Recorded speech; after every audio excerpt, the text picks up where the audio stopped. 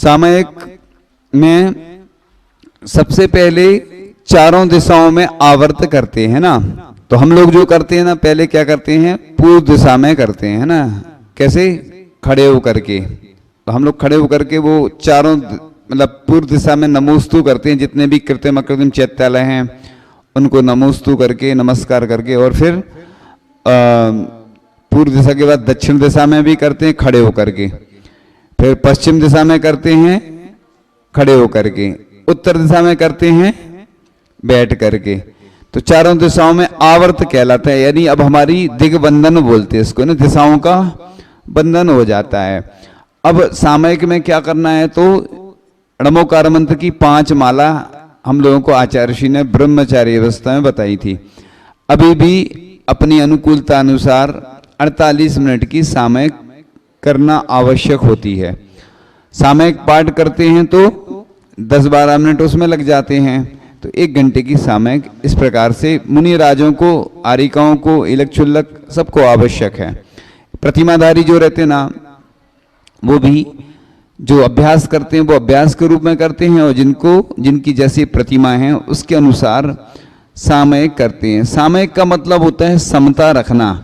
यानी कुछ भी हो गया, जैसे उपसर्ग आ गया, बारिश आ गई, कुछ भी समस्या आ गई, तो फिर उठ नहीं सकते। एक बार अपन ने आवर्त कर लिया, थोड़ा बहुत आगे पीछे खिसकना वो अलग बात है कि जैसे कई बार अपन आवर्त कर रहे हैं, कोई आ गया कुछ सामान उठाना, तो वहीं कहीं उठा लेते हैं, लंबी दूरी में नहीं जाते हैं। तो इस सामयिक का मतलब होता है समता रखना।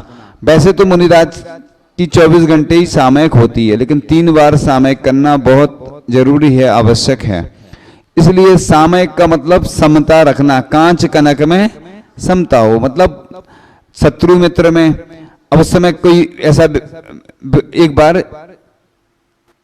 प्रसंग आया था, शायद मुनिराज सामयिक में बैठे थे, कोई कहीं की बात थी, कोई बकरी कुछ कर रही थी, कुछ ऐसी घटना घट गई, तो उन्होंने आचार्य जी से प्रायश्चित लिया। फिर तो आचार्य जी ने कहा अपन को सामयिक नहीं छोड़ना, कुछ भी हो जाए। तो कई बार विकल्प तो आ जाते हैं, कोई घटना घट जाती इस प्रकार से, तो वो बात अलग है। सभी लोग अर्ध पद्मासन मुद्रा में बैठेंगे, और अर्ध पद्मासन मुद्रा में रीढ़ की हड्डी को सीधा करेंगे और नासाग्र दृष्टि रखेंगे। नासाग्र का मतलब होता है नाक का अपना अग्रभाग दिखेगा, और भगवान की मुद्रा पद्मासन होती है। अपनी अर्ध पद्मासन में बैठ के, और जिसकी अनुकूलता नहीं है तो जैसी भी मुद्रा हो, क्योंकि ये ध्यान का अभ्यास है। तो इस प्रकार से बाएं हाथ के ऊपर दायां हाथ रख के और 3 बार उच्चारण करेंगे ओम का, गहरी श्वास लेकर। ओम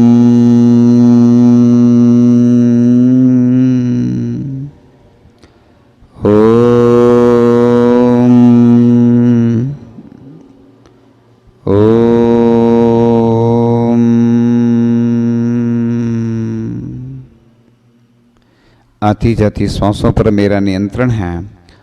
ज्ञाता दृष्टापना मेरा स्वभाव है। जानना देखना, रूप रस गंध वर्ण से रहित ये आत्म तत्व है, और मैं सिद्ध भगवान के समान शुद्ध हूँ, और अभी अशुद्ध अवस्था में पड़ा हुआ हूँ। और 16 बार जिस प्रकार स्वर्ण को शुद्ध कर दिया जाता है, वह शुद्ध स्वर्ण बन जाता है। इसी प्रकार से यह जल की भांति जल को रख देते हैं, शांत रख देते हैं, तो उसकी गंदगी बैठ जाती है। इसी प्रकार से कर्म अनंत काल से लगे हुए हैं। हम इस शरीर के द्वारा जितने हमने पाप किए हैं उनको क्षय करने का एक माध्यम है, वह ध्यान है। और अब आगे वर्णन करते हैं नरकों का, आगे क्रमशः कि नरकों में क्षण क्षण में उत्पन्न होने वाले असाता के तीव्र अनुभाग से युक्त, जो उपमा सहित रहित महान दुखों को नारकी नित्य भोगते हैं। उष्णता के दुख, वचन के दुख, विक्रिया से उत्पन्न दुख, बैर और कुज्ञान से उत्पन्न दुख, आर्तरोध और अशुभ लेशा से उत्पन्न दुख, सिंग्र आदि कृत दुख, सुख से उत्पन्न दुख आदि अनेक प्रकार के दुख नरकों में पाए जाते हैं। नरकों में मन वचन काय की भी पीड़ा है। अंतरंग बहिरंग अंगों में दाह उत्पन्न करती है। जिस प्रकार से 1000 बिच्छू काटने पर जो दुख होते हैं, उससे भी अधिक दुख उस भूमि के स्पर्श से होता है। वहां की भूमि अति गर्म लोहे के समान, जल से भरे कुंभ, अति गर्म जल से भरे कड़ाह, अति गर्म भूमि का स्पर्श और सुई की नोक के समान धूप से युक्त हैं। 80 पत्र वन में विविध प्रकार के वृक्ष, गुच्छे पत्र और फलों के समूह पवन से ताड़ित होकर उन नारकियों के ऊपर दुष्प्रेक्ष वज्रदंड के समान गिरते हैं। उस वन से चक्र, बाण, कनक आदि अस्त्र शस्त्र उन नारकियों के सिरों पर गिरते हैं, जिससे वे निम्न सिर वाले, खंडित आंत वाले, व्यथित नेत्र वाले, लटकती हुई आंतों के समूह वाले और खून से लाल तथा भयानक वे नार की असरण होते हुए उस वन को भी छोड़ देते हैं। गिद्ध, पक्षी आदि और भी वज्रमय मुख वाले पक्षी नारकियों के शरीर के टुकड़े टुकड़े करके खा जाते हैं, जो जड़ भाग से मस्तक पर्वत तीक्ष्ण कांटों से युक्त हैं। ऐसे सालमली नाम के वृक्ष समूह में से वे नरक भूमियां व्याप्त हैं, जिसका स्पर्श संपूर्ण शरीर को भयंकर दुख का कारण है, जो असुहानी है और जिसमें खिरने वाले अग्निकणों के सदृश रज का मिश्रण, ऐसी वायु वहां नित्य बहती रहती है। नरकों में पर्वतों की भयंकर गुफाएं हैं, जो सदा नांगों, सिंहों और व्याघ्र आदि मांस भक्षी एवं क्रूर परिणामी पशुओं से व्याप्त रहती हैं। वहां के वनों में वज्र के समान कठोर चोंच वाले दुष्ट भयंकर पक्षी उड़ते रहते हैं, जो नारकियों के शरीर का भक्षण करके उन्हें दुख पहुंचाते हैं। अब शारीरिक दुखों का वर्णन करते हैं कि सुखों की बाधा, प्यास की बाधा, शरीर की दुर्गंध आदि शारीरिक के दुख का वर्णन इस प्रकार। जो भी अन्न द्रव्य जगत निंद, अनिष्ट और दुख कारक हैं, वे सब नरकियों के शरीर में एकल होते हैं। यहाँ अधिक कहने से क्या, नाना प्रकार के दुखों की परंपरा नीचे नीचे 7 नरकों में असंख्यात गुणी वृद्धि को लिए हुए हैं। निश्चय से जो केवली भगवान और जिनके द्वारा कही हुई उस महान और उपमा रहित वेदना का वर्णन करने के लिए कोई समर्थ नहीं है। नरकों में मानसिक दुख भी होते हैं, जो क्रूर और दुष्ट असुर कुमार देव लोगों को जबरन लड़ाते हैं और जलती हुई ज्वाला से युक्त आग बोल रहे हैं। ऐसे वे ऊंट आदि हमें निगलने के लिए पीछे पीछे दौड़ रहे हैं।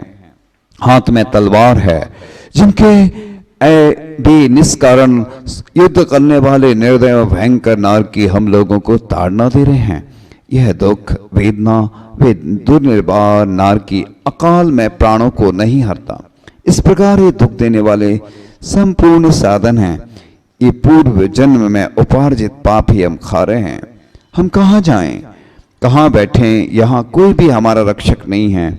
हम यहाँ वह दुख रूपी समुद्र कैसे पार करें, बहुत सागर तक जीवित रहने का यह काल कैसे पूरा करें। यहाँ नरक की वेदना इतनी तीव्र है कि कोई सह नहीं सकता, मार इतनी कठिन है कि कोई बर्दाश्त नहीं कर सकता। अनेक दुखों का स्मरण करते हुए सोचते हैं कि ऐसी अवस्था में हम कहाँ जाएं, कहाँ खड़े हो गए, कहाँ बैठें और कहाँ सोचें। हम जब अच्छी वातानुकूलित शुद्ध ठंडी हवा में बैठते हैं तो बस आनंद की अनुभूति होती है। जब वह नहीं मिलती है तो हमें कष्ट की अनुभूति होती है। अच्छा भोजन मिलता है तो आनंद की अनुभूति होती है। जब बिना नमक आदि का भोजन मिलता है तो कष्ट होने लगता है। इसीलिए उस नरकों के दुखों का वर्णन करने से हमारे अंदर वैराग्य उत्पन्न होता है, भेद विज्ञान जागृत होता है। इस प्रकार से शब्दों में नहीं कह सकते। इस प्रकार से असुर कुमार कृत दुखों का वर्णन करते हैं कि तप्तायमान लोहे को पिलाना, जलती हुई लोहे स्तंभ से चिपका देना, लोहे मुदगर से ताड़ना, कूट सालमली वृक्ष पर अवरोहण आवरण, आयुध का अभिघात, वसूली, छुरी, तलवार आदि से काटना, गर्म तेल से सींचना, लोहे के घड़े में पकाना, भांड में भूजना, यंत्र द्वारा पेलना, सूली पर चढ़ाना, करोत से काट देना, अंगीठी में जलाना, सुई के अग्र भाग के समान, नोकदार घास पर घसीटना, व्याघ्र, सिंह आदि जो पशु पक्षियों के द्वारा खाए जाना, उष्ण गर्म बालू रेत पर विचरण कराना, असी पत्र वन में प्रवेश कराना, बैतरणी नदी में पटकना आदि के द्वारा असुर कुमार जाति के देव नारियों को दुख देते हैं। अब पारस्परिक दुख किस प्रकार से होते हैं उसका वर्णन करते हैं। पुराने नारकी नए नारियों को देखकर अति कठोर शब्द कहते हुए पास आकर उन्हें मारते हैं और उनके घाव पर अति खारा जल सींचते हैं और विभंग ज्ञान से पूर्वापर के वैर का संबंध जानकर वे नारकी भी अशुभ और अपृथक विक्रिया द्वारा मारते हैं और उनके द्वारा स्वयं मारे जाते हैं। चिल्लाते हुए कितने ही नारकी जीव हजारों यंत्रों में तिल की तरह पेल दिए जाते हैं। कई नारकी परस्पर वज्र तुल्य सांकलों द्वारा खंभों में बांधे जाते हैं और कई अत्यंत जाज्वल्यमान दुष्प्रेक्ष अग्नि में फेंके जाते हैं। कई नारकी करोत के कांटों के मुखों से फाड़े जाते हैं और इतर नारकी भयंकर और विचित्र भालों से बींधे जाते हैं। कितने ही नारकी जीव लोहे के कड़ाहों में स्थित गर्म तेल में फेंके जाते हैं। कितनी ही जलती हुई ज्वालाओं से उत्कट अग्नि में पकाए जाते हैं। छिन्न भिन्न होने पर भी उनके शरीर वैसे ही फिर से जुड़ जाते हैं, उनका मरण नहीं होता है। शरीर के टुकड़े टुकड़े कर देने पर भी उनका अकाल मरण नहीं होता है। जिस प्रकार तलवार के प्रहार से भिन्न हुआ जल फिर से मिल जाता है, उसी प्रकार अनेक शस्त्रों से छेदा गया नारकियों का शरीर भी फिर से मिल जाता है। वे आयु के पूर्ण हुए बिना हजारों बार शरीर के खंड खंड हो जाने पर भी नहीं मरण को प्राप्त होते हैं। जैसे पारा के कण कण भिन्न होने पर भी मिल जाते हैं, वैसे उनका शरीर भिन्न भिन्न होने पर भी मिल जाता है। इस प्रकार इन सब दुखों का वर्णन जान करके हमें भगवान की पूजन, शांति धारा, अभिषेक, अनुष्ठान, जाप, आहार दान आदि मांगलिक महोत्सव और मांगलिक पुण्यवर्धनी क्रियाएं करते रहना चाहिए। हे प्रभु, बस नरकों का वर्णन सुनकर के मेरा दिल दहल जाता है और लगता है कि मैं यहाँ थोड़े से कष्ट भोगता हूँ तो बस बड़े लगते हैं। नरकों का चिंतन करने से वेदना दूर हो जाती है। जो भी कष्ट होते हैं बीमारी में, उपवास आदि में और भी अन्य कष्ट होते हैं तो नरकों को याद करते हैं कि मैंने कई बार नरकों में जाकर के कितने सारे ऐसे कष्ट सहन करे कई बार, फिर भी हम अभ्यास नहीं होने पर डर जाते हैं। संसारी जीव भय को प्राप्त हो जाता है। भय से बहुत सारी बीमारियां होती हैं और टेंशन में व्यक्ति जीता रहता है। लेकिन जब भगवान की भक्ति करते हैं, श्रद्धान हो जाता है, शरीर अलग है, आत्मा अलग है। छिज्जदुआ भिज्जदुआ, यह शरीर छिद जाए भिद जाए, ये मेरा है ही नहीं, मैं तो आत्म तत्व हूँ। ज्ञानी जब अपनी आत्मा से पृथक शरीर को देखता है तब उसको भेद विज्ञान होता है और दुनिया के सर्वश्रेष्ठ क्षण उसके जीवन में उपस्थित होते हैं। वह शरीर को अपना मानता ही नहीं है, शरीर में कोई श्रृंगार नहीं करता है। उसके शरीर पर जो मल लगा रहता है वही उसका श्रृंगार होता है। और कभी कुछ उपसर्ग हो जाता है कोई परिचय सहन करता है, उपसर्ग परिचय सहन करता है, तो बस वो शरीर को अपना नहीं मानता है और तभी भेद विज्ञान जागृत होता है। इस शरीर के द्वारा हमने कितने बार ऐसे पाप के कार्य करते रहे, पहले भी किए और अभी भी किए। हे भगवान, उस पाप कार्य से बचाकर मुझे पुण्य कार्य में लगाते रहना, जिससे कि मैं अपना कल्याण कर सकूं। हे प्रभु, आप सब कुछ जानते हैं, आपके केवल ज्ञान में सब कुछ झलकता रहता है। हे प्रभु, बस मेरे अंदर सुख शांति का खजाना है। मैं बस जैसे मृग के कंठ में कस्तूरी रहती है, लेकिन उसको भान नहीं रहता, वह इधर उधर भटकता रहता है। इसी प्रकार हे प्रभु, मेरे अंदर अनंत शक्ति है। मैं बाह्य पदार्थों में सुख खोजता रहता हूँ। श्वान की भांति श्वान हड्डी चूसते चूसते थक जाता है, क्योंकि मैं अनंत शक्तिशाली हूँ। मुझे बस किसी से डर नहीं है। मेरा कोई कुछ बिगाड़ नहीं सकता है। मेरा कोई शत्रु नहीं है। ना मुझे किसी से राग करना है, ना मुझे किसी से द्वेष करना है। ना राग अच्छा है, ना द्वेष अच्छा है। साधु संत जब दीक्षा धारण कर लेते हैं तो बस फिर किसी से कोई तात्पर्य नहीं रहता है और प्रयास करते हैं कि बस सब जीवों में समता का भाव रहे, क्योंकि अनादिकाल के संस्कार हैं कि जब भी कोई निमित्त बनता है तो बस मैं उसमें फिसल जाता हूँ, गाफिल हो जाता हूँ। हे भगवान, अब मैं यहाँ सौगंध लेता हूँ कि बस ऐसे कोई भी पाप के कार्य नहीं करूँगा। अब मैं प्रतिमा आदि लेकर के अपना पुण्य बढ़ाने का प्रयास करूँगा, जिससे कि मेरा भी कल्याण हो जाए।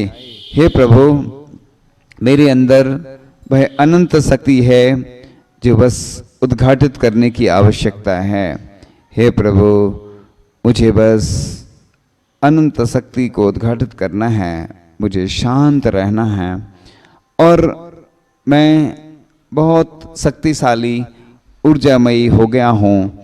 इन नरकों के दुखों से डर करके अब भगवान मैं हमेशा पूजन करूँगा, पानी को छान करके उपयोग करूँगा और भगवान जितनी भी मांगलिक क्रियाएं सब को मैं संपन्न करूँगा। हे प्रभु, बस मैं अब नरकों के दुखों से डर गया हूँ, भयभीत हो गया हूँ। हे प्रभु, पुनः धीरे धीरे वापस आते हुए ओम का 3 बार उच्चारण करेंगे। ओम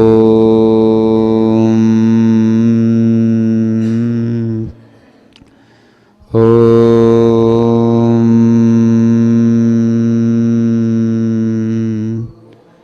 ओम। 3 बार अपने हाथों को स्पर्श करके और फिर प्रार्थना करेंगे। 3 बार ऐसे हाथों को ऐसे करके अपने मुख पर लगाना है।